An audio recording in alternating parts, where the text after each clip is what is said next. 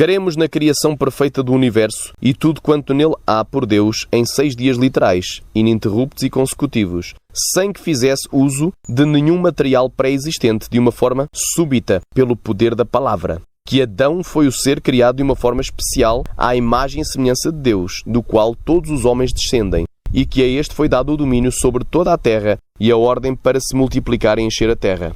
Cremos na criação perfeita do universo e tudo quanto nele há por Deus em 6 dias literais, ininterruptos e consecutivos. Pois assim diz Êxodo 20:11. Porque em 6 dias fez o Senhor os céus e a terra, o mar e tudo o que neles há. E ao 7º dia descansou. Portanto, abençoou o Senhor o dia de sábado e o santificou. E em Colossenses 1:16 diz: porque nele foram criadas todas as coisas que há nos céus e na terra, visíveis e invisíveis. Sejam tronos, sejam dominações, sejam principados, sejam potestades, tudo foi criado por ele e para ele. E em Gênesis 1:31 diz: e viu Deus tudo quanto tinha feito, e eis que era muito bom. E foi a tarde e a manhã, o dia 6º. Os dias de Gênesis são obviamente dias literais de 24 horas, pois esta era a interpretação histórica da Igreja de Jesus Cristo na Terra durante 18 séculos desde o Calvário. E porque a gramática hebraica não admite outra interpretação, pois muito embora a palavra dia possa significar coisas diferentes dependendo do seu contexto, como a parte iluminada de um dia solar, 1000 anos ou um período indefinido de tempo, todavia, sempre que a palavra dia vem acompanhada pela expressão tarde e manhã ou uma delas, por um numeral, seja ordinal ou cardinal, como primeiro, segundo, terceiro, e ainda pela palavra noite, significa sempre e sem exceção dias de 24 horas em todas as ocorrências do Velho Testamento, incluindo os dias do relato da criação de Gênesis 1.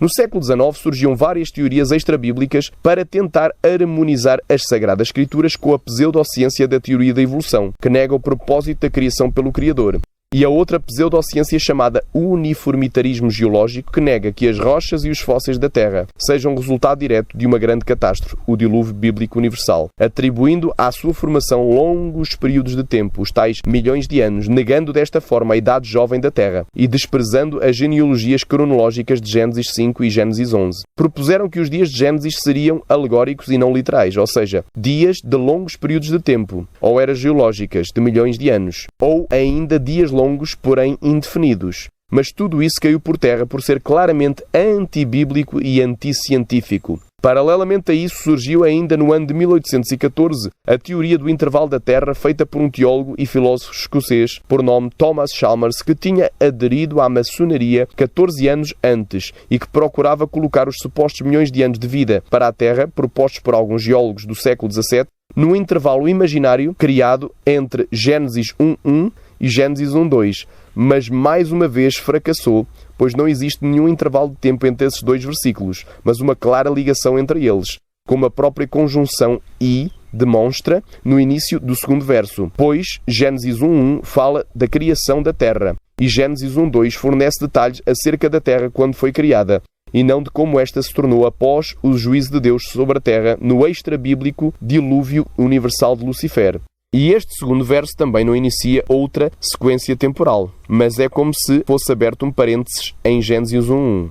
Pensar que o Deus Todo-Poderoso necessitaria de milhões ou até mesmo de bilhões de anos para criar tudo o que existe seria uma clara diminuição do seu poder, pois aquilo que ele efetuou em 6 dias literais, consecutivos e ininterruptos poderia ter sido feito em apenas 1 segundo. Cremos que Deus não usou nenhum material pré-existente para a sua criação, ou seja, do nada criou tudo, pois ele chama as coisas à existência como se já existissem, conforme Romanos 4:17, e em Hebreus 11:3 diz: pela fé entendemos que os mundos pela palavra de Deus foram criados, de maneira que aquilo que se vê não foi feito o que é aparente. Queremos que todas as coisas foram criadas pelo poder da sua palavra de uma forma súbita e que, portanto, Deus não precisou de milhares nem milhões de anos para criar, mas o fez de uma forma imediata, pois assim diz a palavra no Salmo 148, do 2 ao 5. Louvai-o todos os seus anjos, louvai-o todos os seus exércitos, louvai-o sol e lua, louvai-o todas as estrelas luzentes, louvai-o céus dos céus e as águas que estão sobre os céus. Louvem o nome do Senhor, pois mandou e logo foram criados. E no Salmo 33, do 6 ao 9, diz: pela palavra do Senhor foram feitos os céus, e todo o exército deles pelo espírito da sua boca. Ele ajunta as águas do mar como num montão, põe os abismos em depósitos. Tema toda a terra ao Senhor, temam-no todos os moradores do mundo, porque falou e foi feito, mandou e logo apareceu.